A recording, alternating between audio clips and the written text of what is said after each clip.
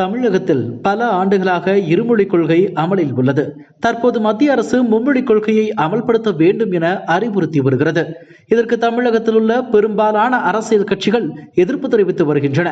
மும்மொழிக் கொள்கையான மூன்றாவது மொழி விருப்ப மொழியாகத்தான் பயில வேண்டுமே தவிர திணிக்க கூடாது என அரசியல் கட்சிகள் கூறி வருகின்றன. இந்த நிலையில் மும்மொழிக் கொள்கை வேண்டுமா வேண்டாமா என்பது குறித்து தமிழக பாஜக சார்பாக கையெழுத்து இயக்கம் துவங்கப்பட்டது. தமிழக பாஜக தலைவர் அண்ணாமலை, தமிழிசை உள்ளிட்டோர் துவக்கி வைத்தனர். இந்த நிலையில் இன்று பொதுமக்களிடம் கையெழுத்து வாங்க சென்ற பாஜக மூத்த தலைவர் தமிழிசை சவுந்தரராஜனை போலீசார் கைது செய்தனர்.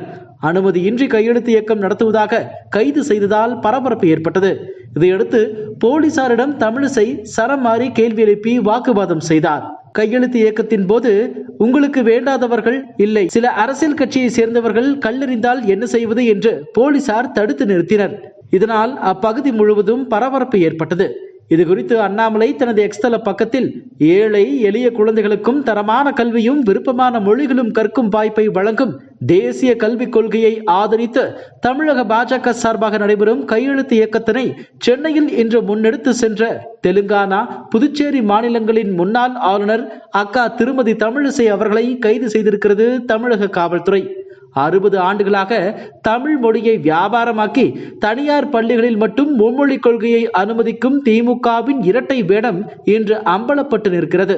திமுகவின் நாடகத்தை பொதுமக்கள் உணரத் தொடங்கி மும்மொழிக் கொள்கைக்கு பெருமளவில் ஆதரவளிப்பது கண்டு பயத்தில் நிலை தடுமாறி இருக்கிறார் முதலமைச்சர் திரு ஸ்டாலின்.